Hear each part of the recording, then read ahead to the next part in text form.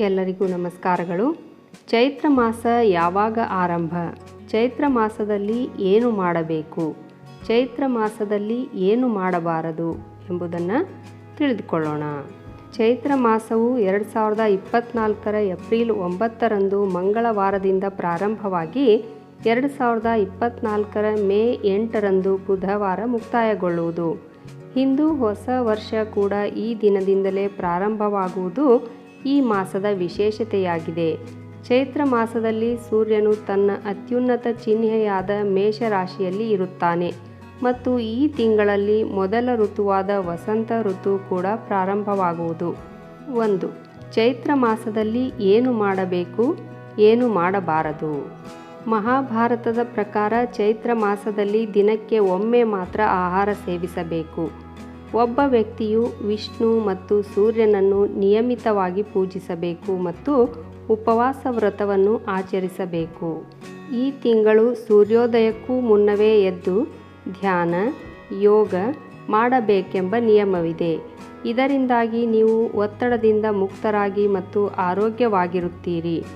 ಈ ತಿಂಗಳಲ್ಲಿ ಸ್ಥಾನ ಮತ್ತು ಪ್ರತಿಷ್ಠೆಯ ಜೊತೆಗೆ ಶಕ್ತಿ ಮತ್ತು ಶಕ್ತಿಯನ್ನು ಒದಗಿಸುವ ಸೂರ್ಯ ಮತ್ತು ದೇವಿಯನ್ನು ಪೂಜಿಸಬೇಕು. ಚೈತ್ರ ಮಾಸದಲ್ಲಿ ಮರ ಗಿಡಗಳಿಗೆ ನಿಯಮಿತವಾಗಿ ನೀರುಣಿಸಬೇಕು ಮತ್ತು ಕೆಂಪು ಬಣ್ಣದ ಹಣ್ಣುಗಳನ್ನು ದಾನ ಮಾಡಬೇಕು. ಚೈತ್ರ ಮಾಸದಲ್ಲಿ ಒಮ್ಮೆ ಆಹಾರ ಸೇವಿಸುವುದರಿಂದ ರೋಗಗಳಿಂದ ಮುಕ್ತರಾಗುತ್ತೇವೆ. ಚೈತ್ರ ಮಾಸದಲ್ಲಿ ಬೆಲ್ಲ ತಿನ್ನುವುದನ್ನು ನಿಷೇಧಿಸಲಾಗಿದೆ, ಆದರೆ ಬೇವನ್ನು ಆಗಾಗ ಸೇವಿಸಬೇಕು. ಪ್ರತಿನಿತ್ಯ ಮಲಗುವ ಮುನ್ನ ಕೈ ಮತ್ತು ಮುಖ ತೊಳೆಯಬೇಕು ಮತ್ತು ತೆಳುವಾದ ಬಟ್ಟೆಗಳನ್ನು ಧರಿಸಬೇಕು. ಹಗುರವಾದ ಬಟ್ಟೆಗಳನ್ನು ಧರಿಸಬೇಕು. ಸಮತೋಲಿತ ಅಲಂಕಾರ ಇರಬೇಕು. ಈ ತಿಂಗಳು ಧಾನ್ಯಗಳ ಬಳಕೆ ಕನಿಷ್ಠವಾಗಿರಬೇಕು ಮತ್ತು ಆಹಾರದಲ್ಲಿ ಹಣ್ಣುಗಳನ್ನು ಹೆಚ್ಚು ಬಳಸಬೇಕು. ಹಳಸಿದ ಆಹಾರ ಸೇವಿಸಬಾರದು.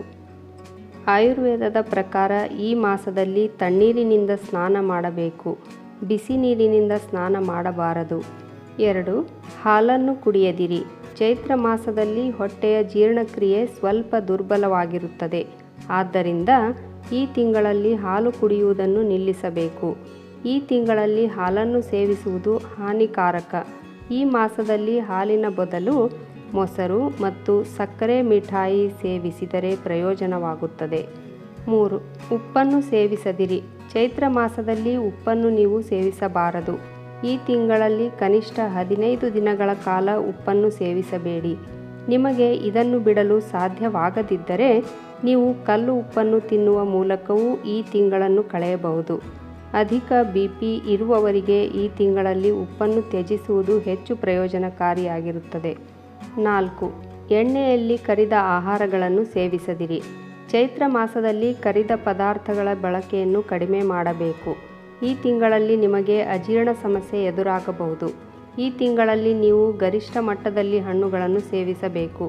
ದ್ರವ ಪದಾರ್ಥಗಳನ್ನು ಬಳಸಿ ಅಥವಾ ಹೆಚ್ಚು ನೀರಿನಂಶವಿರುವ ಹಣ್ಣುಗಳನ್ನು ಸೇವಿಸಿ.